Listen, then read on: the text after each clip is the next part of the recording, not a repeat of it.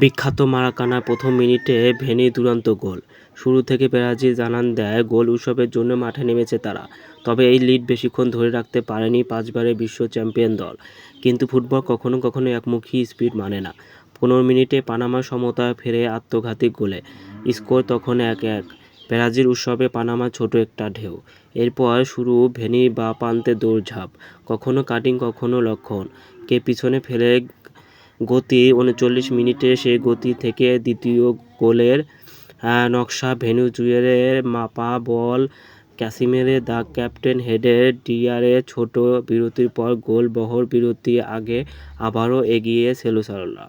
দ্বিতীয় অর্ধে Carlos Ancelotti খুলে দিলেন বেঞ্চের দরজা, আর ব্রাজিল পেল নতুন অক্সিজেন।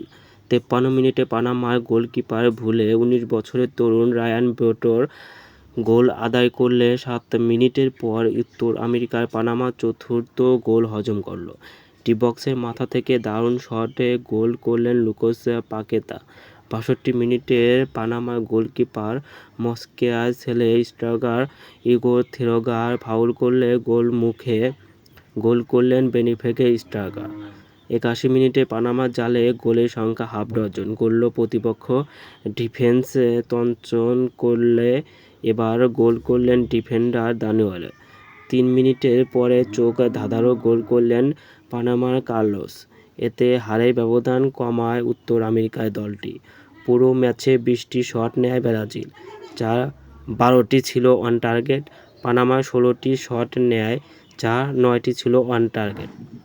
বিশ্বকাপের আগে আগামী 7 জুন মিসরের বিপক্ষে আরেকটি ফিফা ফ্রেন্ডলি ম্যাচ খেলবে ব্রাজিল।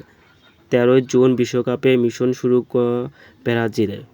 পূর্বে প্রথম ম্যাচে মরক্কোর মুখোমুখি হবে ভেনির-রাফিনিরা 19 জুন হাইতি ও 24 জুন স্কটল্যান্ডের বিপক্ষে। পরে দুই ম্যাচ খেলবে ব্রাজিল।